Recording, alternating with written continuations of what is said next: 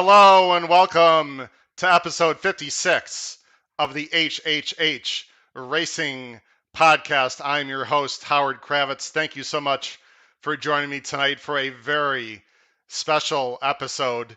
Can you feel it in the air?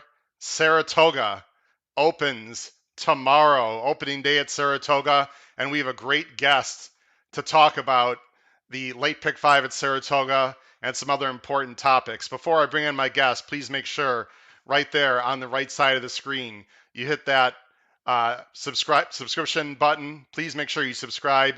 And then also make sure you hit that notification bell after you do that so you know when new content will rise on the show. I've got a lot of things going on this channel right now, and I'm very excited to talk about it. First of all, very quickly, but very importantly, I have a new show per the request of the viewers out there. This is starting tomorrow night. You can see the banner on the bottom of the screen. At 9 o'clock Eastern, every night before a Saratoga card. Every night, the day before a Saratoga card. So at 9 o'clock p.m. Eastern, I'm going to start an hour later. So 9 o'clock p.m. Eastern, I will do a quick live stream. This is much quicker than our featured show that we have on right now. Half an hour or less covering the late pick 5 at Saratoga the following day. So tomorrow at 9 o'clock Eastern, I will be covering the late pick 5 for Friday at Saratoga. Friday at 9 o'clock Eastern, I'll be covering the Saturday late pick 5, etc. And I'll keep doing that as long as there is enough interest. I sent out something on Twitter. People are definitely interested in it. So thank you. Please make sure you join me at 9 p.m. Eastern the day before a race day at Saratoga. And if you can't join the live stream, of course, just watch the replay the next morning or the next day so you can find out my opinions on the late pick 5. I've been red hot, having a lot of success. We've had many great successes on this show. Also, please make sure you subscribe to the Race Day blog. The information is there. It's also below the video player of this video once I put it up on YouTube. Below the video player in the description, there'll be information, detailed information about the Race Day blog. It's very cheap. It's very profitable. Because this featured sequence is tomorrow, for those of you that have already subscribed to the Race Day blog, you'll get it Saturday morning, and it will cover the late pick 5 at Saratoga and Del Mar. Of course, Del Mar also opens. They open Friday, so this is just a great time to be a horse racing fan. So again, the Race Day blog for this week will cover the late pick 5 at Saratoga and Del Mar on Saturday. Please purchase that Race Day blog. I know you will not regret that decision. Last thing, I write for InTheMoneyPodcast.com. I work for In the Money Media, as many of you know, PTF, JK, and the guys. I cover Canterbury Park. Please follow my blog Tuesdays, Wednesdays, Thursdays, and Sunday at Canterbury Park. You can find out InTheMoneyPodcast.com. So very excited to have all those things happening here. Very quickly, next week I will have the Derbyologist, Craig Johnson. He's very popular on Twitter, does excellent things on YouTube. He will be my guest next Thursday. But tonight, boy, do I have a guest tonight. Ladies and gentlemen, I've been a big fan of this guy for a long time. As a Chicagoan myself, I enjoyed watching him play. I also enjoy, of course, watching him cover horse racing for NBC. He is a Stanley Cup winner. He is in the United States Hockey Hall of Fame 2013. I'm proud to have on the one and only Eddie Olczyk. Edzo, how you doing tonight?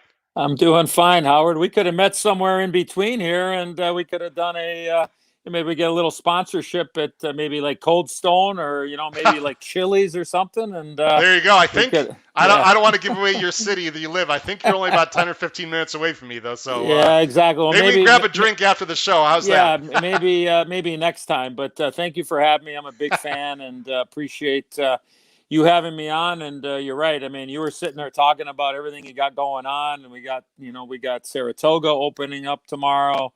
We got Del Mar on Friday. We got the Haskell on Saturday. Actually, I'm heading out to the Haskell. I'll be working for NBC on Saturday for our Haskell coverage, and we'll also have the United Nations on Saturday as well. But it's great to be with you, and very excited that kind of feels a little bit normal. We're going to have fans at the track, and I think that people will be like myself, will be wagering with both hands the first couple of days of Saratoga and Del Mar. So really looking forward to that. We already have one of our favorite viewers, Trish Smith, is a big fan of yours. So Trish, there you go. We'll hear a lot from Edzo tonight. And Eddie, you're going to see a lot of things on the bottom of the screen, their comments and etc. So we'll talk about that very quickly before we get into the late pick 5 sequence at Saratoga. There's two things I want to talk about. First, just really quickly about the NHL playoffs. Of course, Tampa Bay Lightning repeats. But also, I think another huge story really was what Montreal did in these Stanley Cup playoffs. Was really unbelievable. Can you just quickly touch on your impressions of the Stanley Cup playoffs this year?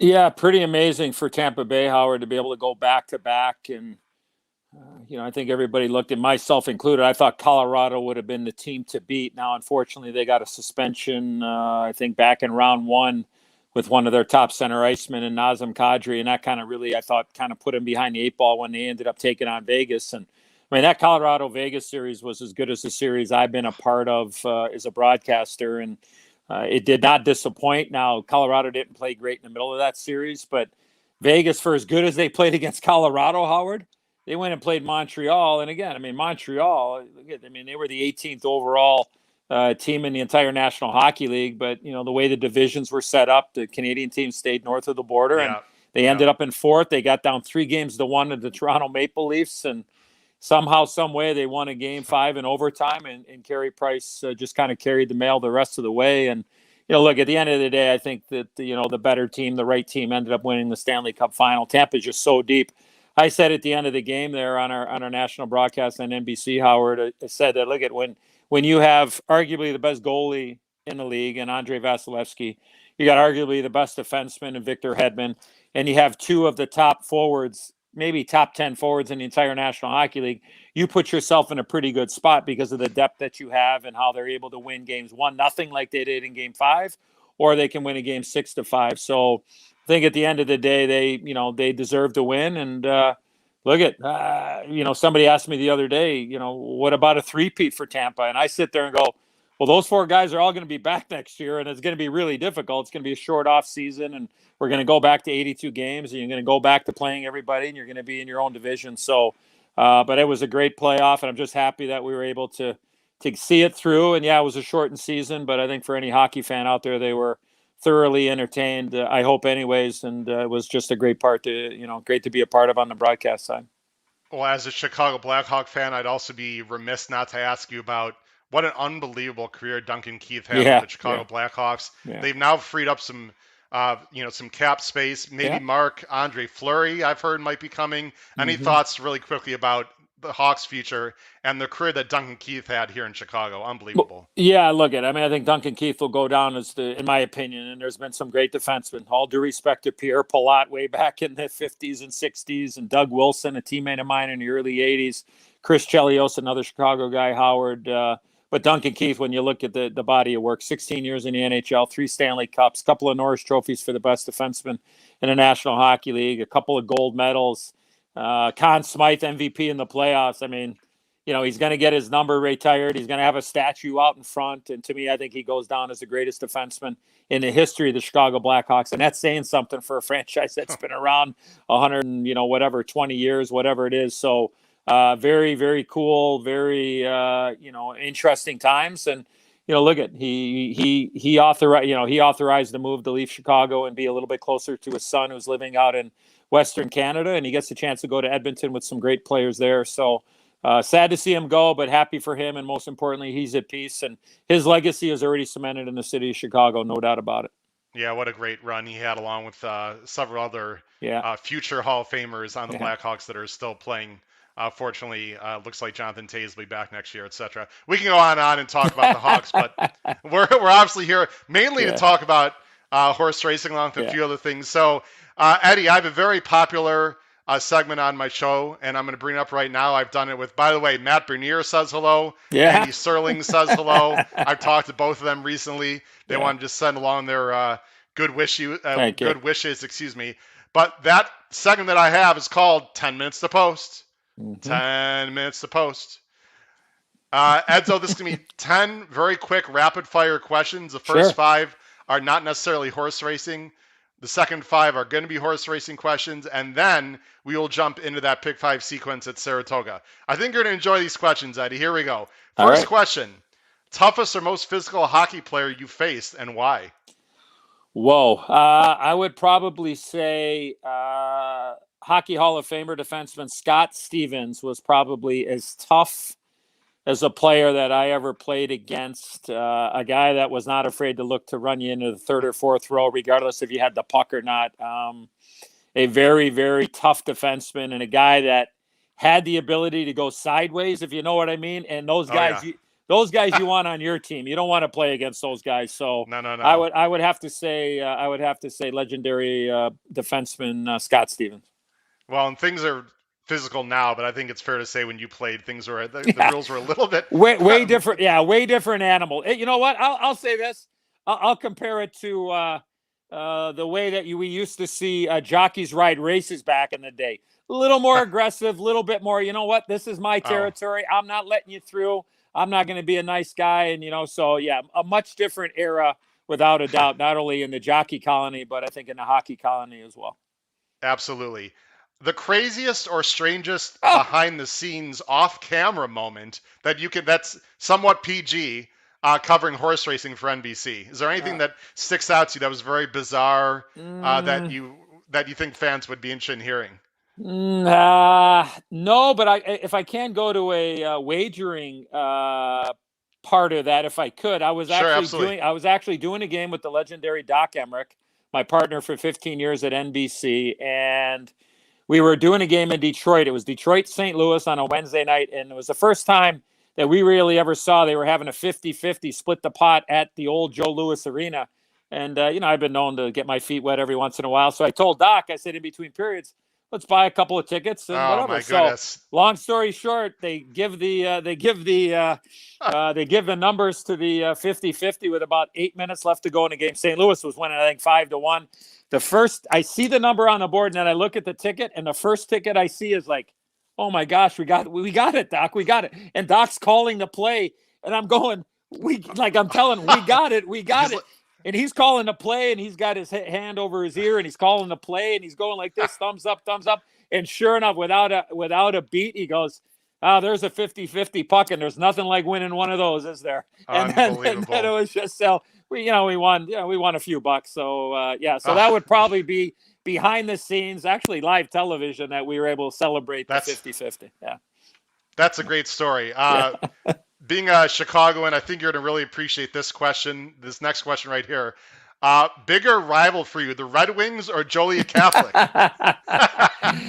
Well, you might need to explain that to racing fans who don't know your high school background. Yeah, right. Well, I went to Brother Rice High School, big arch-rival Catholic high school in the city of Chicago, and more for football than hockey, Howard. So I can't go to the Crusaders against Joliet Catholic. So of course, being a Chicago guy, playing my first game, my 1,000th game, my last game for the Blackhawks, and a lot of games in between.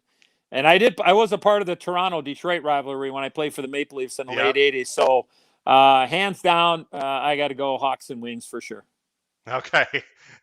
We've got another good viewer, Kyle Roscoe, Kyle actually works at Arlington. I met him there. Young man who I've had a chance to meet. We've great racing fans in Chicago. Yes, unfortunately, we can. That's a whole other show to talk about Arlington right now in the situation. Thanks, Kyle. Appreciate it. Thank you. Let's go on to the next question. The best part about covering the NHL for NBC as a color commentator? As my partner Doc Emmerich would love to say, you get in for free and get to watch, what I think is the greatest team sport in the world. I would say, Howard, and for people that may not know, we did hockey for the NHL and NBC for 16 years. I was a part of it for 15 and a half, and we're losing. Hockey is gone now. It's going to go to ESPN and Turner. So I'm lucky enough I've signed a deal with Turner, so I'll be a part of the TNT family, which I'm really excited about. But I would say it's the people and the friendships that I've built up at NBC. on the hockey side, and a lot of those people work on our horse racing shows as well.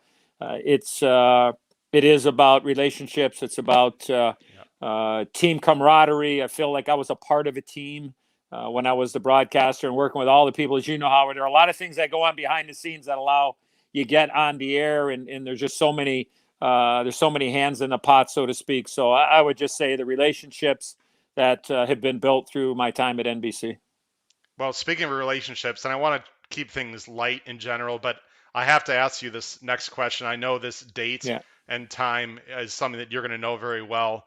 If you could just briefly, as much as you'd like to, get into details. March 14th, 2018, Eddie, 5:07. I have to imagine that was one of the best days or particular time of your life. If you can just briefly, as much as you'd like, to go into detail about what that date means to you. Yeah. Well, back on August the 4th at 7:07 p.m. of 2017, I was diagnosed with stage 3 colon cancer. And one day, Howard, I woke up about a week before and I couldn't go to the bathroom. Wasn't normal for me. I just couldn't go number 2, flat out. I just couldn't go to the bathroom. And I didn't say anything because I thought, well, maybe I ate something or I was clogged up or whatever, and didn't think anything of it. Next day, I still couldn't go. So I went to the drugstore. I got some Metamucil and some prune juice, and I tried to just work it out, and nothing was happening. And that's when I started getting really scared. And then later that night, my family was out of town, and my friend rushed me to the hospital, and they told me that I had a blockage in my colon, and we're going to need to do surgery and all that. And I mean, I just my whole life stopped right before me. And sure enough, I got transported to Northwestern Hospital in Chicago, and they went in, they got the tumor, and they did a biopsy and reconnected all my plumbing on the inside. And on August the 4th at 7:07 p.m., I got the call that really changed my life forever. And they told me that I had stage 3 colon cancer, and I was ready for 6 months of hell, and we'll reassess on the other side. And it really tests my will to live. My family, my friends, the Blackhawks organization, the hockey and horse racing community. I couldn't believe all the support I got, and that really helped me get through, Howard. But I was very much at peace when I was going through my battle. And what I mean by that is, somewhere along the line, I learned to always let the most important people in my life, we all have a circle, we all have people that are important to us, that I always let them know how I felt about them. And I've always told my wife and my kids and my closest friends that, look, God forbid, if something would happen to me, I need you to know how much you've meant to me, and that my life has been complete with you in it. And it would, no pun intended, it would kill me that if I wasn't around, that you didn't hear it from me is how important you've been in my life. And, and everybody would say the same thing, Howard, nothing's going to happen. Stop talking like that. But, in the big picture, we're all day to day. And when I was in my battle, I was at peace. And if it was my time and I wasn't going to be able to beat it with trying as hard as I could and battling it, then I think I was at peace. And I think that helped me get through and end up being cancer free, and making that public announcement on March the 14th at 5:07 p.m. And one last thing I will say is that we've all been touched by this horrible disease, and there were times there where I was ready to quit. I've never quit at anything, Howard, in my life, whether it was playing hockey, coaching hockey, at the racetrack, being down $200. Okay, check that. Being down $2,000. I'm not quitting. I mean, I'm going all in. And during treatment too is when I was at my lowest. And I developed a blood clot. I had nosebleeds. I had terrible headaches. And quite frankly, I just shit the floor. Like, I had no control over a bowel movement. And I'm like, how am I going to continue to get through this? How am I going to live like this? And I was ready to quit because I was in so much pain, and was just all over the map. And I've been in a lot of locker rooms. I've talked to a lot of inspiring people, but I got the greatest inspirational speech from my wife, and you can see my wife over my right shoulder there, my wife, Diana. And she, when I was ready to quit, she grabbed me and looked at me and said, look, you got to fight, you got to fight for me. You got to fight for our kids, Yeah. and you got to fight for all the people that love you. And we had a moment that lasted 30 minutes, and I cried for 35 of it. And I said, okay, I'm going to put my hockey helmet back on, and I'm just going to go day to day. And if I didn't have that support, not only from my wife, but from the doctors as well, Howard, I would not be here. I know that. And I Well, you're needed such that. an I inspiration needed to that. many. And by the Thank you. way, those of you watching it, please make sure you chat on the right side of the screen. Any questions for Eddie O, or any comments you'd like to make? I know you wrote a book, Beating the Odds to Hockey and Life. Where can people find that book, Eddie, if they're interested in purchasing it? Yeah, you can go to any any major book retailer, or go to Amazon, or what have you. I'm Terrific. I'm very sure you proud talk of it. about Yeah, your yeah, cancer yeah. I talk about in there. hockey and horse racing, and in my cancer battle. So there's Yeah. a few stories as an owner, and some tough beats and some great wins in my lifetime. So, but I appreciate you allowing me to talk about that. And look, Well, at the end of the day, if one person knows my story, and I can either inspire them, Howard, to stay away from it, to get through the day, or to go out and get checked and get a colonoscopy when you're 45 years of age, then it was well worth us spending this hour plus together. So I appreciate that. Thank you. Well, I know you feel that way, and my 50th birthday is next month, and I guess I'm a little bit late, so I apologize to you No, for that's that. But okay. I have a colonoscopy scheduled in a few months. Good. And you are one of the people that inspired me to do that, along with others as well. And so I recommend. I'm sort of in the sweet spot, I think. I know I think you've got me. Actually, our birthdays are only 3 days away from each other, by the way. So early happy birthday next month. Yes, you too. But Thank you. You've got me about 5 years, but I know. I'm sort of in the sweet spot of horse racing fans at like 50 years old. Sure. And so please get a colonoscopy if you have not done one yet. All I'll say, Howard, one last thing on that. All I will say is that, trust me, the going through the process of having a colonoscopy, trust me, you would trade that in for having to go through what I did. Because like I said, I was 50 years of age, turning 51. I had no issues, no signs whatsoever, no history of my family. And one day I woke up and I couldn't go to the bathroom. And next thing you know, I was having a 6.5 hour surgery, taking out a tumor that was the size of my fist, and sitting there going, how in the hell did I get there? So I would encourage anybody out there to please, stand up, raise your hand, and say, you know what, I need to go get checked out. Because you get peace of mind, and hopefully we can help somebody out there. Well, this is a horse racing podcast, but there are so many other much more important things in life, and I'm glad we had a chance to briefly talk about that. Great. Thanks. So very quick, 5 horse racing questions, Eddie, and then we'll get on to Saratoga tomorrow. Can't wait.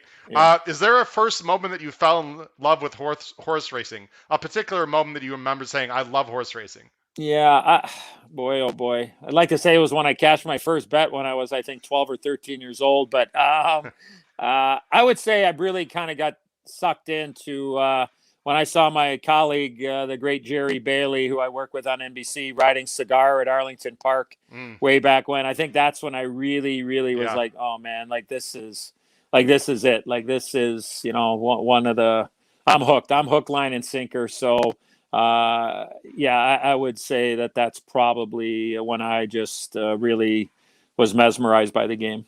I could be wrong, but I think that was Michael Rona on the call that day. I'll have to go back and check. Yeah, I think so. It was. Yeah, I think so. Best or most memorable horse racing event you've ever attended? Well, it had to be Justify winning the, it had to be American Pharoah winning the Triple Crown back in 2015. I had been at a lot of events, and I'm taking playing hockey and being a part, that playing hockey out of it, but just being a broadcaster or a spectator, as one, the great New York fans at Belmont. I mean, to see Farrell come down the track at the 8th pole, everybody's arms were up, and it was just, I thought that was the greatest event I've ever been to. So, hands down, no doubt. From what I've heard, it's one of the loudest any horse racing track has ever been as well. 100%. Yeah, 100%. Do you have a bucket list track or race day event you'd like to attend anywhere in the world that you've not been to?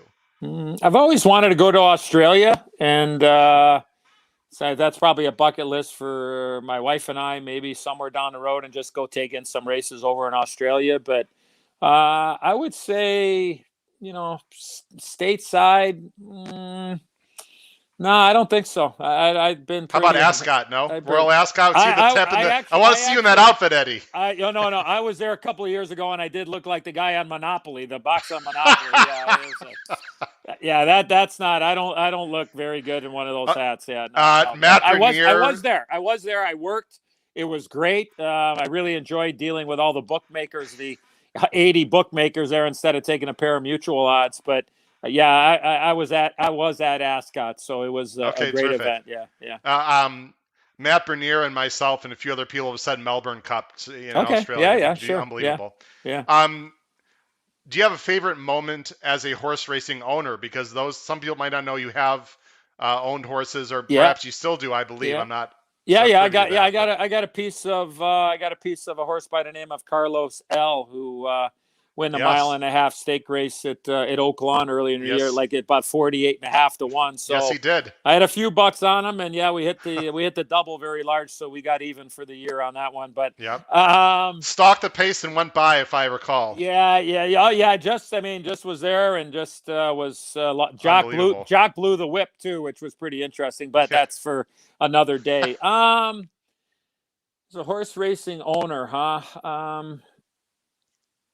Nah, you know what? I mean, I've been very lucky. I had horses when I played in Toronto. I had a great old horse by the name of Mr. Bowtie. He couldn't win for maybe 10 on the dirt, but he could win for 35 on the turf. And there's a great story in my book about Mr. Bowtie when I played in Winnipeg. So I'll leave it for the imagination. But Mr. Bowtie, I named the horse after my wife, Diana O, who was a great 2-year-old filly. Unfortunately, she broke down in a Pocahontas back in 1991. And I will say this, I said this in the book too, is that I really believe is that she was Rachel Alexandra and Zenyatta before those two. Like, she was that talented. Wow. She was by Cutlass out of a Wancha mare. We bought her from the 2-year-old sale from the Cassie farm way back when. And like, she was lights out, and she was on her way to win that race. And unfortunately, ridden by a guy that I believe, I'm sorry, ridden by a guy that I think I played poker with last week, Jerry LaSala. Is that correct? Yeah, Jerry rode her the first 2 races, and she was off the charts at Arlington and Hawthorne. And then we shipped to Churchill, and unfortunately, like I said, I mean, bad luck. But we got Gary Stevens, the rider, in all due respect, because I've told Gary this face to face, so this isn't anything out of the. I've seen Gary ride a lot of horses very, very well. Just for the record, if you go back and watch the race, that was not one of his better rides, and especially on a 2-year-old filly. But look, at the end of the day, we did what we did, and I still, to this day, I always talk to my my old partners, my great friends Joe Casciato, legendary Joe, the Judge Joe Casciato, and my best friend Dominic Porro. I always say, what do you think would have happened if we would have just sent Jerry to Churchill? What would have happened? You know, and it's just one of those things where it was bad luck, and tried to do everything the right way. The late J.R. Smith Sr. was our trainer, and J.R. was, he was an unbelievable horseman, and we did really well with that horse. And it's kind of sad how it worked out. I'm hoping to have Jerry LaSalle on the show to talk about the PDJF with his wife as well. Ask him about Diana. Ask him how him how she was. Don't ask him about why you didn't ride her in the Pocahontas. But we'll skip that part. Yeah. All right. Exactly. Let's get into one more horse racing question. I know time is limited tonight. I want to make sure we get to that pick 5. Your biggest score. Now, you do not have to give us, obviously, a dollar amount. I would never hold you to that. Yeah. But a little bit about what type of bet it was, and are you more of a vertical or a horizontal better? I'm going to say all of the above, really. Like, I mean, if I like a horse or horses, I'll wheel, I'll play doubles, I'll play pick 3s, pick 4s, I'll play the pick 6s. But I mean, it's public knowledge. I can't even remember how many years ago now, but I mean, it's probably going north of 10 or 12. But the old pick 6 story. Yeah, I hit a carryover pick 6 at Old Hollywood Park. Yeah. Back, I invested $168 ticket, and it was one of those. It's one of the early times when I made a call in on my ExpressBet account, and I was traveling home from Las Vegas that morning. And remember, Friday nights were late races at Hollywood Park. They'd have the 7 o'clock post, which is 9 o'clock Chicago time. So I was flying home from the awards. The awards from the NHL were in Vegas, and that day I was handicapping, and our flight got delayed a little bit. So I handicapped the whole way home on the plane, and we landed at about 8:45 local time. And the first race was going off at 9, but I went in. I put in $168 ticket, and the carryover was $1.5 million after all the money was bet into it. So I singled a horse in I think in leg 3 at 17-1, a cutback, a turn back for Neil French, one of those horses that ran 7 days prior. It was a speed and fade. The horse wanted to be taken off the pace, and I thought you get a square price, and I singled him. And long story short, I cashed for 497 G's, and I had a couple of 5 or 6s. So we got even after cashing in for $500,000. Yeah. Can never forget about those 5 out of 6s. Yeah, right, exactly. Bets. Yeah, and for $168 investment. So as I told people, every squirrel finds a nut, and we got even that day. So yeah. Oh man. Yeah. That must have been amazing. Yeah. Well, Eddie, let's see if we can get ourselves and our viewers a nice score tomorrow. So I'm going to go ahead and bring up the PPs. Yeah. And just so you know, Eddie, I'm also the director. I'm the producer. I do it all. So if it gives me, if I need a second to pull up a replay, I'll just have you talk over it. Obviously, it's just for someone that's on TV. I know you know how to do that very well. So let's go ahead and bring up the past performances. Now, tomorrow, of course, is opening day at Saratoga. They got a little bit of rain today. Yeah. I think the turf is going to be okay for tomorrow. It's probably not going to be firm. Yeah. It looks like it's probably going to be more on the good side. Right. But I'd be shocked if anything's taken off the turf tomorrow, even though they did get some rain today. It was earlier in the day, and it was just one sort of big thunderstorm that went through, from what I understand. So I think they'll be okay. The pick 5 tomorrow at Saratoga starts in race 6. And before we get into details, Eddie, and we'll take about 5-6 minutes on each race. Okay. Talk about just how difficult Saratoga is from a handicapping standpoint, because I think not only is it difficult, it's fantastic. Yeah. Because the field sizes are so big, and not only that, you have horses coming in not only from New York but other parts of the country. Talk a little bit about how you attack the Saratoga meet in general. Well, I think for me, I mean, you hit it on the head. I mean, the depth, the class size, the jockey colony, we know. I really believe is that when you do get to these, I don't want to say boutique meets, but certainly that part of it, I sit there and go, you know what? I really believe is that, you got to take some stands. You got to take a shot, and you can't play every horse because unless you got an unlimited bankroll. If you're going to, like, you go to Olive Garden for the salad, it's an endless salad. You can go and, you could still lose. So I'm a big believer in really at any time, but I think sometimes you got to take a stand. And there are a couple of races tomorrow in particular that you're going to have to take a stand and say, look, if I can get through here, I'm going to have a hell of a chance to make a score. So I think having conviction and saying, you know what, I'm going to live to fight another day, another time, but I'm going to stand and I'm going to single here or there and take a chance. So, I mean, I think it's awesome. Again, early in the meet, I'd like to see how how it's playing. You're right. I mean, they got a boatload of rain there a couple of nights ago. So there is going to be some given that, regardless of if it stays dry. And I mean, unless you get 50 mile an hour winds here over the course of the next 24 hours, there's going to be some given to it. So I'm a big believer in horses that take to it if they got some history on running on an off turf, so to speak. What you're going to see on the bottom of the screen, and I know that people who watch the show usually only see my top 3 picks, but because the blog that I have, that some people have already subscribed to, won't come out until Saturday, I'm going to go ahead and give you my ABC selections. So you see the ABC at the bottom. Those are my ABC selections, and of course you're going to see Eddie's selections also. And what you're going to notice, and ladies and gentlemen, I purposely do not talk to my guests about what picks they have before the races, because I don't want anyone to think that we're influencing each other.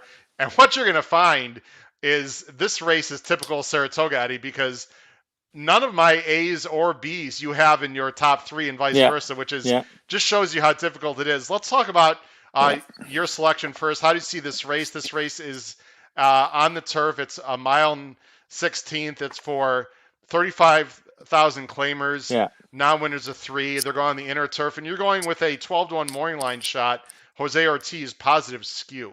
Yeah, like I was actually at Belmont on that day. I was covering the playoffs between Tampa and the Islanders, and I had an off day, so I went to Belmont for the whole day on that Friday the 18th, and I bet positive skew the last time, and that day speed was not kind to turf horses that day.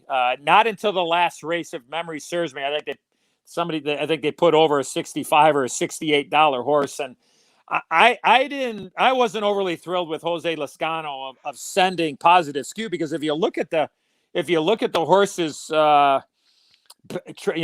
his races back,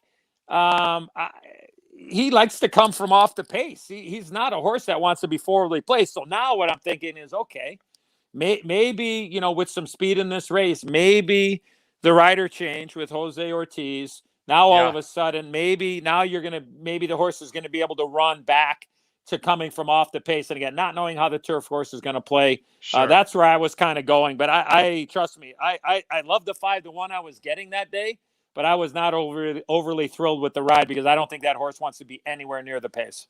Well, and here's the replay. There's 3 horses, Eddie, coming out of that race that are racing tomorrow. I like to show replays in that situation. You have the 2 Alba Star, who went to the lead and will be close to the lead again. The 9 positive skew is this gray horse that's a little bit hard to see, that Eddie mentioned was actually sent from the outside. And the 10 is Choose Happiness, who will be one of the favorites, if not the favorite. And neither one of us really like the 10 tomorrow. So if you want to just briefly talk about the trip and ride, the positive skew the gray got here, Eddie. I'm sorry, repeat that again. I'm sorry, Howard. If you just quickly talk about the ride here, that there's positive skew 3 wide on the first bend there. Yeah. I mean, I thought, especially with being outside, I just thought just kind of sit the trip. Now I don't. Again, I've never been on a back of a thoroughbred going 35, 40 miles an hour. So I could sit there and say this is what I see as a handicapper. But again, I mean, he's asking him. So again, I don't mind him putting him into the race, but again, there's nowhere on this horse's form, Howard, that tells me that this horse wants to be sent, He was trying to get up there. And again, like I said, I've become much more of a, how do I want to put this? I've used more bias handicapping probably over the course of the last 5 to 7 years in my handicapping. Is that, look, at sometimes you just can't win on the front end on any track. Sometimes you can't win from coming from behind. But again, you got to know, you got to watch, you have to track and understand. But I just thought that maybe now, the horse came back and had a good work at Saratoga. I think that this horse is very live for Carlos Martin. And look, at if I can get single digits at 8-9 to 1, I certainly would be really excited about that. So I'm going to build a lot of my tickets off the 1. But again, the unknowing of how the turf is going to play tomorrow, and it looks like this horse will enjoy the off going on the grass. So I'm going to be getting my feet wet on the 1, and I'm assuming that Jose Ortiz is going to take this horse back and not send this horse.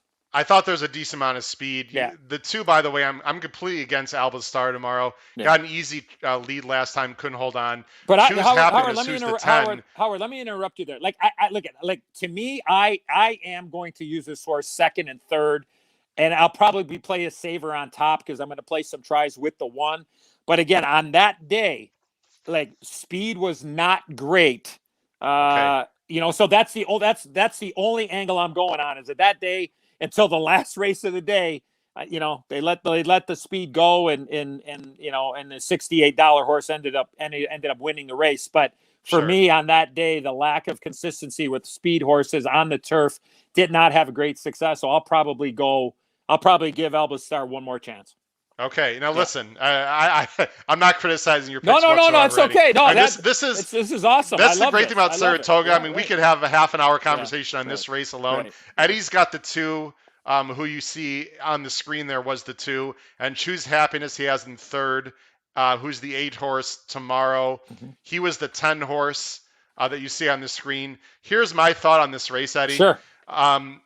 There, and I'll go back to the PPs here. Just give me one second, Sure. so I can go back to that. Oops, I don't want to remove that. Sorry, hold on just 1 second here.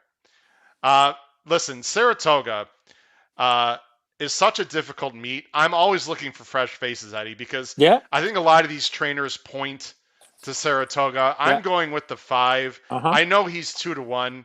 Excuse me, she's 2-1. This is a Todd Pletcher kitten by the sea. I want to show a stat. Anyone that follows Todd Pletcher knows there's a stat on the bottom of the screen. Pletcher is 31% with a 6+ month layoff in the last 5 years, 55% in the money. Obviously, Pletcher can get a horse to win off the layoff. I think Kitten by the Sea is going to sit right off of the 2 Alba Star, Eddie. And if she's ready, and that's a big question mark. She's been off since November.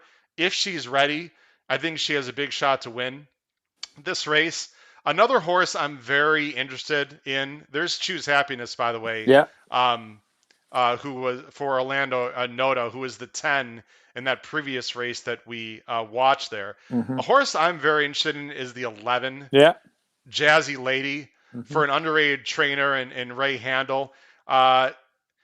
This horse ran, we're not going to show the replay, ran well at Churchill. The reason why there was such a slow number of 64 is because they were absolutely walking in that race. And she was covered up the entire way, angled out, won very easily. She's got back numbers that absolutely fit. The 11 hole is a tricky spot going on this inner turf.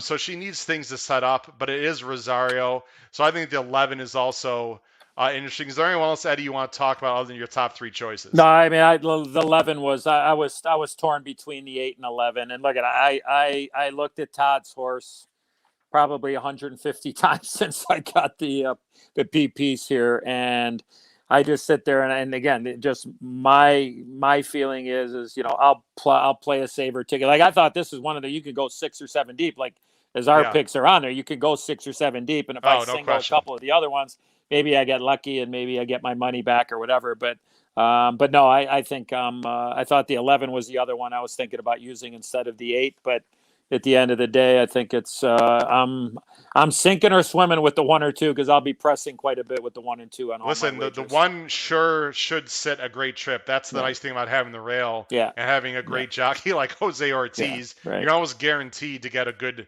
trip. The just question is she good enough? She's 2 for 20 lifetime, but with a great jockey, and you're going to get a price too. Let's go ahead and move on to the next race, Eddie. There's a lot of really interesting races in this sequence, and I think race 7 might be, probably along with the last race, the most difficult race of the sequence. It's very difficult. Welcome to Saratoga, everyone. Big field. You got an allowance race, non-winners of 1 other than. They're going 1 mile and 8. Look what hey Howard, look what I put on the bottom of my form there. All button. Button. Listen, it is I'm sorry, I had the wrong race up there. It is a very difficult race. Eddie, you're going with a horse that I think is interesting. I have this horse in the mix. Will definitely be a price in this race. You're going with the number 10 on top, who is 15-1 morning line, Bourbon Thunder, for Ian Wilkes and Junior Alvarado. This horse was entered in the Iowa Derby. Did not run, by the way. Bred by Quality Road. Enough said. That screams 2 turns, 3 turns, 4 turns, however you want to, manage. It'll be the first time going 2 turns on the dirt. Did go on a turf race. I don't want to say I'm a little concerned with the maiden 35 effort there at Gulfstream, but it looks like coming in the hand. Was 9 wide in the last race, which I kind of got my attention, but it was really, really running at the end. And look at again, when I put all button on there, I looked at I go, oh my gosh. And my philosophy is like, this is where there's going to be a separator for me is I will play another ticket where I'm going to spread a little bit more, and I probably will hit the all button because I'll probably play the 1 and 2 in the prior race with an all button, and I'm going to get aggressive moving forward. But I look at this race and go, my philosophy would be, Howard, here, I'm going to take a stand. I'm going to take a stand with Bourbon Thunder. Junior Alvarado, a very, very, I think, underrated rider, both on the turf and on the dirt. I think there's, I think the pace will be nice. I think it'll be interesting. I thought that, I kind of thought it was interesting with the two Shadwells for Pletcher. Kind of thought the one, I don't want to say he's going to be the rabbit in the race, but I think maybe the one could be the horse that's kind of really setting it up for Aja Weed, who needs to get some, get some pace to run into. But we're showing you the last race here by Bourbon Thunder back on the 29th of May. And thanks for I know pulling you wanted up. to show it. Look, he's in the I'll red let you cap. talk through the race, Eddie. He's the 9 horse here right yeah. there. And also, Yeah. as you're going to notice, I'm sure you'll mention, got a pretty good bump in mid-stretch also. I'll let you go ahead and talk about it. Yeah, he did. I mean, you could see on the head on. I'm a big believer. And again, I mean, a lot of people watch races and whatever. I like to watch the pan like we're watching. And I also do watch the head on, because sometimes you pick up stuff that you can on a normal feed. So I'll be taping all the races on my TV, but then I'll go back. But you could see him sitting in the back there where the arrow is, and the red cap, and Chris Landeros is doing everything that he can. But I really like the way that he kind of digs in here. He's in a fight, and I think going 2 turns for me, I think is going to set this horse up well. And I mean, you can see he was almost 20 to 1. Yeah, right there. Yeah, got sideswiped twice. Yeah, he keeps fighting though, and I like that. And there's a lot of unknowns in this race, but again, the quality road, never being 2 turns on the dirt, entered into the Iowa Derby, 9 wide the whole way around the track, pretty much. I mean, that race was a mile, Howard. That horse might have run 1.25 miles. So, I think for me, there's going to be some separation. So I'm going to be all in on Bourbon Thunder, and he may end up finishing 9th, but I'm willing to take a shot and put my money where my mouth is tomorrow. This horse, it looks like he'll probably sit a pretty good trip. You mentioned the coupling. Yeah. Pletcher's got the 1 and 1A. The 1 is Arham, who actually has been a bit disappointing, I think would be fair to say. Sure. But you like the 1A. You touched a little bit. Ajaweed, who also, I suppose you could say he's been a bit disappointing. Only 1 for 9. Right. But distance is definitely going to help this horse. Yeah, for sure. And again, I think the faster they go, the better for him. But, I think Bourbon Thunder, the way I'm looking at it, I'm also going to use the 2 Southern District for Chad Brown. That was a pretty impressive performance back in May at Churchill. But I think that Bourbon Thunder can get the jump on the bottom half of the entry, so to speak, with Aja Weed with the 1A. So that's kind of where I'm going. And I see that, there's some speed with the 4. I mentioned the 1.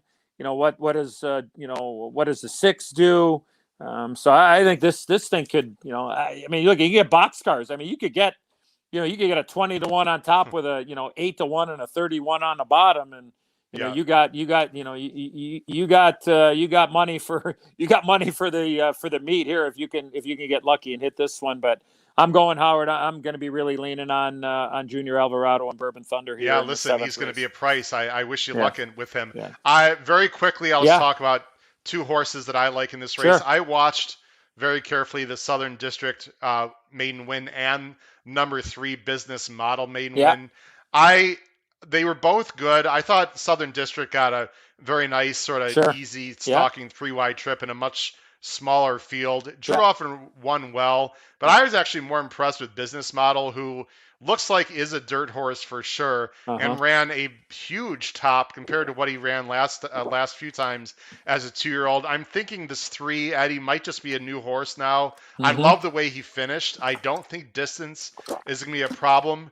And there's nothing wrong with Tyler G in this saddle. So again, you've got great jockeys everywhere. I'm not going to play the jockey gymnastics game much at Saratoga because every race has top jockeys throughout the entire country. Howard, let me ask you. Can you go back to the 3 horse there for a second? I just want to ask you a question because I respect your opinion. So, what is your thought when you see a horse that is going back to 2 turns, and again, I understand that they're maiden races, but ran 3rd both times. Is that a negative? Is that a check mark? How do you look at horses that maybe didn't excel at going 2 turns and all of a sudden they turn back and then Sure. they win at the 1 turn. What's your thought on that? So here's my thought, Eddie. Normally, I would be concerned. Okay. However, because business model was off for quite a while, Sure. I'm Okay. guessing that he's just matured as a Okay. three-year-old. So I'm Right. in this Okay. particular situation, Yeah. I don't take any stock in that Gotcha. whatsoever. Okay. I also trust, Brendan Walsh, Eddie, Yeah. that this horse, he wouldn't put him in this spot if he didn't think he wanted 2 turns. Yeah. This is a by Candy ride out of a Yeah. Bernardini Yeah. mare. Right. So Right. I think your point is very well taken, but Yeah. this is a situation where I trust the trainer, and the way he finished in that race was very impressive. So Right. Okay. that's my view and my Sure. take, but it's Okay. definitely an interesting question. The Yeah. other horse, real quick, Dust Devil, I'm going to use for Rosario. This is a new horse in the Mott Barn. I'm not going to show the replay against Araham last time, but he was right there with Araham, who's the one in this race for Pletcher. The horse did run very well, going 1.125 miles. I think there's going to be a decent amount of speed, Yeah. and I think this horse might move up for Bill Mott. So there's a lot of horses I would use, but the 3 and 8, I'm especially interested in, especially the 3 business model. Very difficult race. Yeah. Let's get on to the next race, Eddie. And I think we can literally talk for about 1 minute on this race. I'm going to go ahead and switch our picks here. I think you'll like what you see here, Eddie. We have exactly Yeah. the same picks. And listen, you Yeah. don't have to be a rocket scientist or a great horse handicapper like Eddie O is to figure out that the number 3, Yeah. Golden Pal, looks way the horse to beat in this spot. Yeah, I mean, I think with, again, not seeing any of the scratches moving forward in this race, I think, anytime you have, I think the speed of the speed, I think it puts some doubt into the other speed horses, in my opinion, in the race. And sometimes they just lose their heart and you look for something to suck up. And that's why I use 2nd of July. I'm going to play a very heavy exacta tomorrow with the 3-2. I'll play a saver on the try, a 3 all 2 just in case. But for me, I look at Golden Pal and just go look at proven on and off turf. The connections, obviously, I'd be interested on what you think the win price goes off at. Is it 2 to 5? Is it 3 to 5? I think I mean, it's gonna be lower. By the way, Dean makes an excellent point from the Yeah. last race. You definitely want to be on the inner post, going 1.125 miles on the dirt. yeah, And then in turf sprints, the stats show that actually outside is better, and speed does hold better in turf sprints at Saratoga yeah, than does at Belmont. And there's really 2 reasons for that. Number one, they don't run 6 furlongs; they only run 5.5 at Saratoga, and the turns are tighter, especially on the inner. So that's why, in general, speed holds a little bit better. right, But Eddie, I think this horse is going to be. David Aragona, who does the morning Yeah. lines, I think he's one of the best in the business, if not the best. I think he's right on. And folks, either Eddie and I are going to be exactly right and look like geniuses or look like idiots, because I completely agree. I'm going to play a large exacta 3-2. Let's talk very briefly. You see, I only have 2 horses that are C's. Let's very briefly talk about the 2 2nd of July. And as we talk, Eddie, I want to show his last race, sure, which looks absolutely awful, but there's Right. reasons why. yeah. I mean, look at that. That's okay. That's okay. I mean, they thought well enough to put this horse in to the the Breeders' Cup Turf Sprint against Golden Pal, and didn't get the greatest post position. Ended up getting hammered or whatever. But He's price going is to be going. the 8 in this race. Sorry to interrupt Yeah, you. no, that's okay. No, that's okay. And I just think that when you get a horse that gets beat and is back like that, you have an excuse line there. So I think sitting, waiting, letting the speed go, and I think the horse certainly wants to be off the pace, kind of like what I talked about with Positive Skew a little bit earlier here. And kind of interesting here, Junior Alvarado, kind of sends this horse through and the horse gets really excited and amped up. And Boy, is he pulling here, Eddie? Look at how much he's pulling here. Yeah, Crazy. right. Again, but I think if you just sit there and wrap up initially, and then you go ahead and make that run, I think that's what the horse wants to do. I don't know what you think, but I don't think the horse wants to try to, be off the heels of Golden Pal tomorrow in that race. So for me, I think you got to sit, make one run, and I think Dylan Davis, who again go back to the form. Dylan Davis has had some pretty good success on this horse. knowing the horse and coming off the pace. Yes. So got one race under his belt, and now hopefully just sit and make one run, and hopefully we get an exacta that pays about $8 or $9. Yeah, we see it the same way. I like Yeah, the confidence of the bringing this horse back in this spot.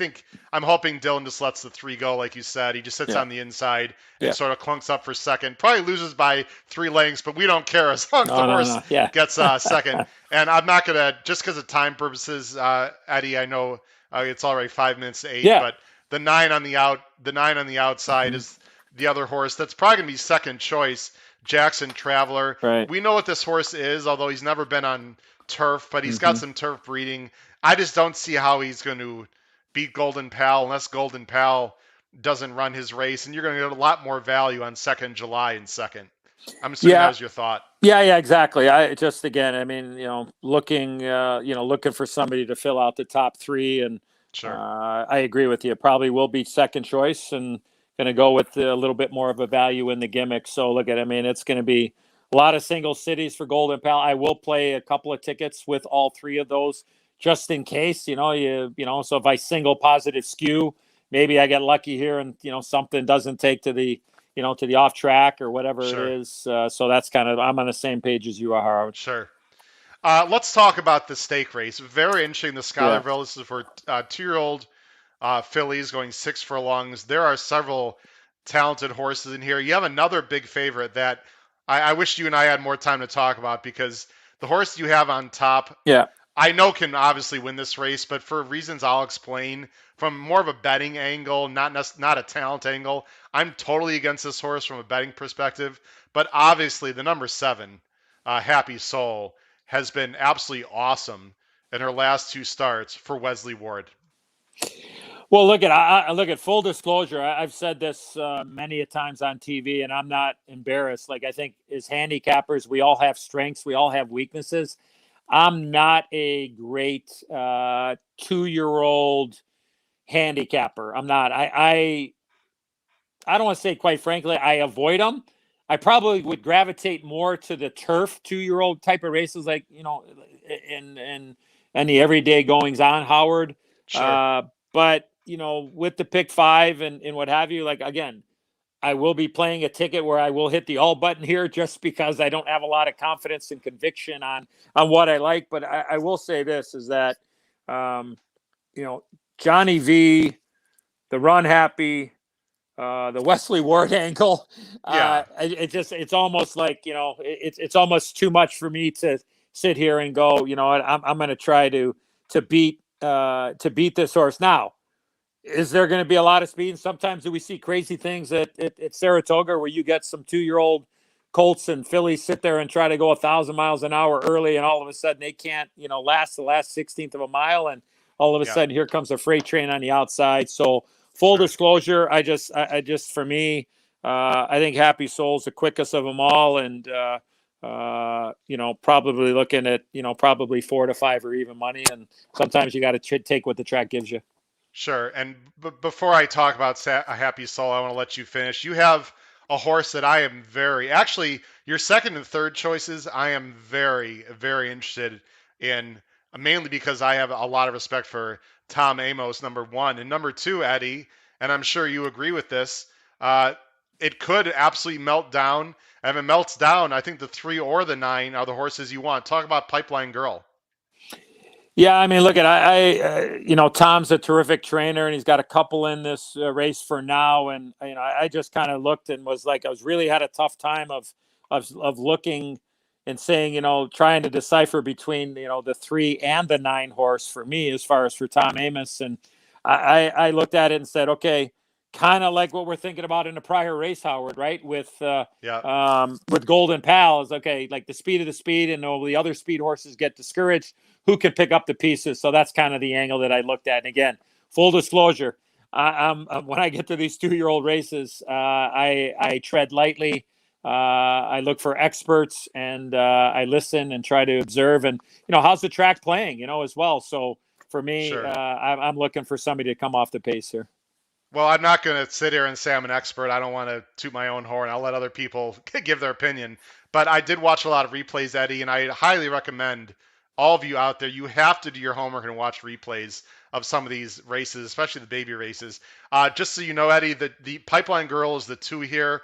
And what I love when a horse breaks her maiden or his maiden professionally in behind horses, because, and I'm sure that's something you've talked about on NBC and in your own handicapping, because usually you see 2-year-olds just break from the gate, they go to the Right. lead, they wire a field. I'm much more impressed, even if it's a slower time, with a horse doing what the 2 Pipeline Girl did here, where Right. she's taking a lot of dirt, she's Sure. in behind horses. Yeah. You're going to see in a minute here, Eddie, she's going to angle out. Okay, fine, the buyer is not nearly as impressive as Right. Happy Soul. You see the 2 angles out right there, but Yeah. she's very professional, does it well, and this is exactly the kind of trip that it might take to win this race. Yeah, I mean, I kind of thought, when she did circle out there, I was hoping that CJ Hernandez could have just kind of sat inside there, and you said it. I mean, horse was inside, really did a nice job of getting outside and then mowing him down. I kind of thought, again, just again, I know it's harder with a younger horse, but just kind of sit there. I mean, no, Yeah, follow the 9, however you want to do it, and I just think that being in that kind of fight for the first half a mile or sure. 3/8 of the race, I kind of thought that was pretty. I thought that was pretty impressive to be down inside and then have the courage to get out there. So, but again, like I said, I just think that this is one of those races where, as far as I can see, I can't argue with the 9 at all, and this could be all over the map here if they really go crazy early. Yeah, now let me talk very briefly. And again, Eddie, when you need to leave, just let me know because we are coming on 8 o'clock and we have one more race to cover. So I apologize for going a little bit over here. I know we both love talking about horse racing. We just tend to go on further than we want. Here's my thing with Happy Soul. Before I talk about the 9 and the 1, Eddie, Happy Soul when he won 2 back, broke his maiden. That was a very bad 5-horse field. All right. Mm-hmm. The next race when he won, or excuse me, she won the Astoria. Again, a 5-horse field. No one's come back yet. And really, I don't think she faced much in either of those starts. And not only that, all she did just went to the lead. You and I have no idea if this horse can pass a parked car. I mean, you would assume that she can because it's Wesley Ward and Run Happy, but we don't know that, right? So if she doesn't quite break perfectly, or if she gets caught up in a speed duel, I think a lot of things can happen. The 2 mainstay is very quick. I don't love her, but boy, is she fast. How about a 45 and 3 handily workout? That's unbelievable. The 1 Pretty Birdie also seems quick from the inside. Eddie, I'm just trying to get a little cute in this race. I'm trying to beat the 7. The last thing I'll say with my 9 here, Cartel Queen, I want to show something that's very important, I think, to viewers. Cartel Queen is the other Tom Amos. Now, Yeah. I've got a few things I want to show if you bear with me. Sure. First of all, here's an interesting stat I found. Tom Amos with Jose Ortiz, who's riding the 3, is 5 for 23. With IRAD, interestingly enough, IRAD's only 1 for 18 for Amos. I'm Mm-hmm. not suggesting by any way, shape, or form All right. that IRAD can't win with Amos. I just thought that was an interesting stat right there, Eddie. And the other thing I want to mention is a workout. And normally I don't show workouts at all on this show, but Eddie, I think it's really important that we do that. So just to give me a second, the workout I'm going to show is I'm going to put it up on screen here is of the 9. Now the 9 worked out last time with another Amos horse, and this horse supposedly, Eddie, is a monster. And the horse that, and let me just get up on the screen here. Bear with me 1 second here. Well, that's not what I want to do. Okay. Here we go. Sorry about that. All right. The horse that I'm going to show you here is Microbiome. Now, Microbiome, that's a horse name you might know, Eddie, if you handicapped Saratoga tomorrow, because this horse is a maiden running in race 2 who's got unbelievable works and looks like could be an absolute monster. The Microbiome is on the inside, and Cartel Queen is on the outside in this replay, and they work together. And I think you need to watch how Microbiome on the inside here does in race 2, because if she runs well in race 2 tomorrow. I think you have to upgrade Cartel Queen. The Yeah. jock is asking a little more in Cartel Queen, you can see, than on the inside horse. But Microbiome could be anything. And so Microbiome and Cartel Queen both work together, Eddie. I thought that's Yeah. interesting. Yeah. So I don't know if you look at that at all, but I think you can upgrade in that situation with Cartel Queen.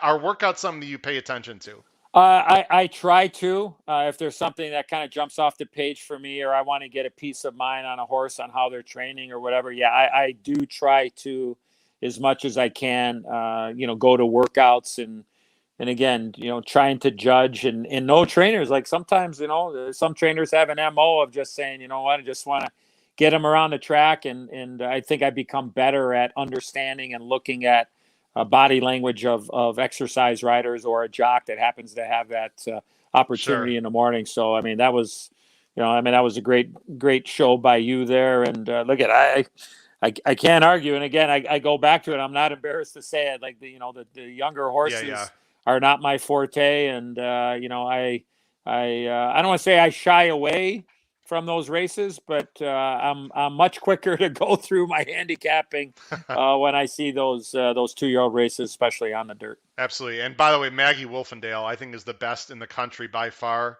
at horse flesh. So pay attention, folks, to what Maggie Right. Wolfendale has to say Right. on the Naira and Fox broadcast, Yeah. if you can. Let's Yeah. go to the last race, Eddie. Do you Yeah. have time to cover the last race here for Absolutely. us? Yeah, absolutely. All right, great. And maybe we'll take a question or two if some people have Sure. them as well. Sure. The last race is another difficult race, Eddie. So you could single race 8 and race 9 if you love Happy Soul, because Yeah. Golden Pal's a single. So there Right. is room perhaps on your ticket to go deep here. They're going a mile and 16th on the inner turf. This is for New York breds that are maidens, and you have the 5, which I think Yeah. is a very interesting horse. I actually have the 5 in the mix, who's going to show some speed, I believe, and that is Noble Journey. 10-1 morning line for Jimmy Jerkins, and again, your guy Junior with blinkers on. Yeah, it was one of those when I was handicapping. It's like, Junior, and I got Junior again. So all I know is that if Junior Alvarado has a good day, so will Eddie Olczyk, and hopefully some people that are tuning in. I thought this was a really interesting horse. Third race off the layoff. I like the quick turnaround. Jimmy Jerkins is is good as a horseman that there is, and a tremendous guy. I've gotten a chance to meet him numerous times. And he's a big Ranger fan, by the way. Can't hold that against him. No. And he was very happy back in 1994 when we won the Stanley Cup. But I'm sure. When I looked at this race, the 5 jumped off at the page for me. I really like the blinkers on. I mentioned the work coming back, so quickly, right? The horse ran on the 27th and coming back on the 15th. I think that's an aggressive move. I think that's a positive move for a guy like for Jimmy. I think we'll like the softer going here. I think we'll get a really nice trip from the inside here. I'm not going to say that. I'm not hoping that Alvarado sends this horse, but certainly be very close to the pace. And I just think that all systems are go tomorrow, with the 5-horse Noble Journey for Junior Alvarado. Yeah, I think this horse is very interesting. I apologize, folks at home. I didn't actually put my ABCs up for this last race. I have Noble Journey as a B as in boy horse in this race because there's very little speed really to his inside, Eddie, like you said. And I think he could set a very good trip. I'm a little bit worried about the distance. Is that a concern for you at all? No. I'm gonna say no. I thought that the distance would be coming off that last race, a real quick race. I think being comfortable. I think the blinkers on maybe can carry this horse. Maybe the extra footage that maybe the extra footage here that maybe might be in question. But I thought that the mile and the 16th with the with the blinkers on might be able to to help push him over the top. So. I mean, the only other speed in the race that I see, Eddie, is the 10, Big George's Kingdom, who actually I have as a B also, who I thought could be interesting. But if somehow Junior can sit off that one or maybe just be aggressive and get the lead, I see no reason why the 5 can't win. I think that's an excellent selection. We're thinking similarly here, Eddie, with the 11, Sandro the Great, 15-1 morning line. This is the horse I have on top, and you have in second for Tom Bush. Blinkers off, the ultimate equipment change with the geld. What'd you like about this horse? Yeah. I mean, I like the first time gelding aspect. The blinkers come off. You got Joel Rosario riding for Thomas Bush. Um, I think bred to, certainly go the distance, like, what.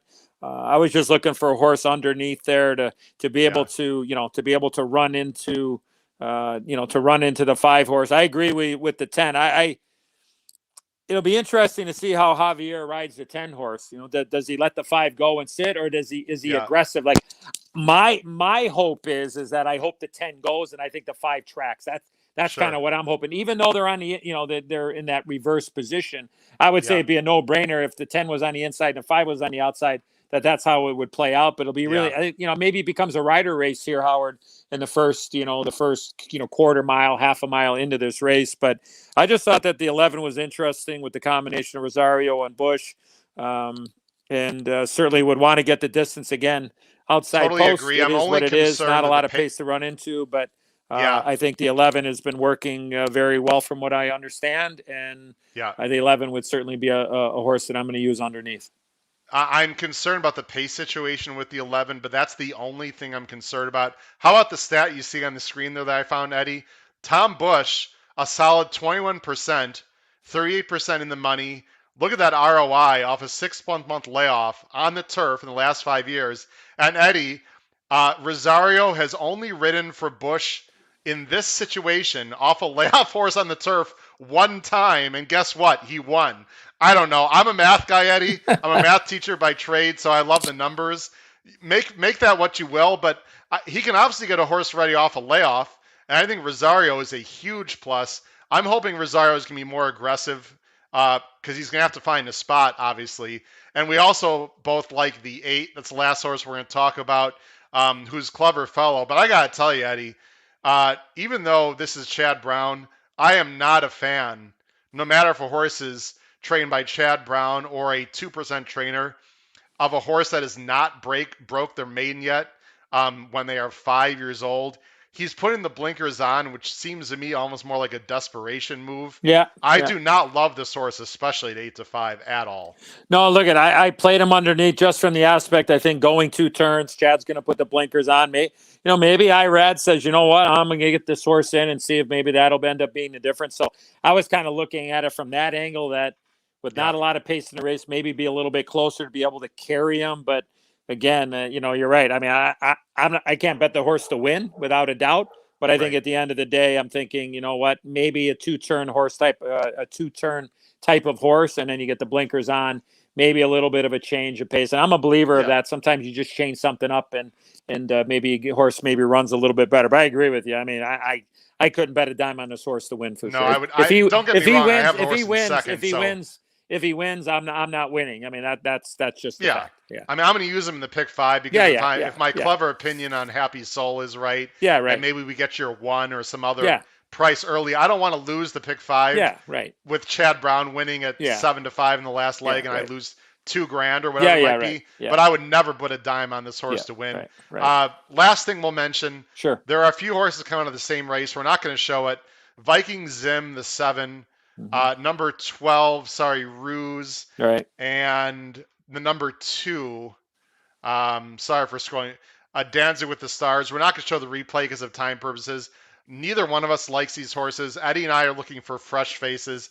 I completely agree with Eddie on that angle. Folks, you have to, open up your brain and not look at just the obvious ones, especially at Saratoga. I'm going to show you my caveman ticket to end our handicapping segment, Eddie. Now, full disclosure, and my viewers know this, Eddie, I am not a caveman player. I play ABC Ticket Maker, but I put this out there for people that are not familiar with the ABC ticket or just want something simpler. In general, we would both single Happy Soul in that third leg. Is there a horse that you would lean? Would you? I'm sorry, Golden Pal, the number 3. Would you also then lean on Happy Soul, or could you talk a little bit about your ticket instruction for this pick 5? Yeah, I mean, you mentioned, a couple of those horses came out of the same race. That's that June 18th day again. Remember, Howard, we talked a little Right. bit earlier with Positive Skew, where, like I said, early in the day, and I can't emphasize that enough. And I've been, like I said, I've become much more aware of that over the last little while, and I've been very lucky to be able to hit some really good ones with knowing on days that, sometimes I use the comparison, try to explain it as like sometimes if you're on the inside of the track, it's like this, and then the middle of the track is downhill, right? So like it doesn't matter how fast you are or whatever, you just like sometimes you can. And on that June 18th day, speed was not great early, and so if you see some of that, not only tomorrow but for down the road, you maybe go back and look at, form your own opinion. But I think that sometimes when you have those type of tracks, so it'll be interesting to see how these horses run tomorrow, and maybe we're on to something here moving forward. So I love the saying of the caveman type of ticket. And look at, I'm as guilty as anybody, because every once in a while when I have I'll probably have a ticket tomorrow, a caveman type of ticket, where I'm going to single Positive Skew, and then I'm going to go ahead with Golden Pal and take a shot and spread some other races. And like I said, if I get lucky in that first race, the thing's got a chance to pay boxcars if indeed you can get a 12 or 15 to 1 horse home. Well, here's what I'm going to do very briefly for the viewers at home, because the race day blog that I send out, Eddie, I usually send out on Saturdays, but the sequence is tomorrow that we're handicapping. So very briefly, I am tossing out Happy Soul out of my ABC ticket in the pick 5. But I am going to play a backup caveman ticket, singling Golden Pal and Happy Soul. So I'm going to go spread, single, spread in an ABC ticket. But my bigger play will be an ABC ticket without Happy Soul, who is the 7 in race 4, trying to beat her. Listen, it's called gambling for a reason. If you beat Happy Soul, you're absolutely going to get paid in this pick 5, I think. So that's sort of my angle, for better or for worse. Yeah, I'll say this one last thing. I will say this is that, like, I think with my ticket and looking at it, like I said, like I'm gonna really press on Positive Skew, and then obviously with Golden Pal.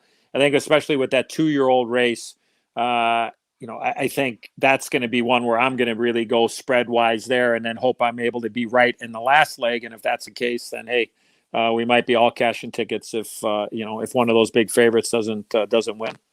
Absolutely. We got some real quick comments just to end the show, Eddie. Some Jim, who's one of our great viewers, best feeling in the world, winning a bet, losing a bet. Not sure who said that. He likes that motto. We have Jared. Jared, thanks for joining the show. He upset about the Islanders. They were robbed? What happened? They were robbed. They couldn't score in Game 7. That's what happened. I mean, sorry. But I will say this about Jared. I will say this. I'm hoping there's a bridge between Belmont and the new UBS Center, the home of the UBS Center. Yeah, UBS, right? Yeah, UBS Center for the Islanders. I'm hoping there's some kind of a bridge between the track and the arena, and can't wait. So thanks, Jared. I appreciate it. Thanks. That's gonna be a great double, right? The daily double of the Belmont into an Islander game is gonna be very popular out there. Again, I'm gonna go ahead and let Eddie go here, because he's gone way beyond the time that we thought he'd be here. Unless anyone has any. One more quick question. Jack Eichel, any thoughts? Well, are the Buffalo Sabres going to trade him or not? I mean, that seems to be the question. Seems like some momentum there. People I've talked to, it seems like it's legit. I would say it looks like the Minnesota Wild and the Vegas Golden Knights seem to be a couple of the teams that I don't want to say are the front runners, but certainly look like they're doing a lot of heavy lifting behind the scenes. So we'll see what happens. It's going to be, the offseason's always going to be very interesting.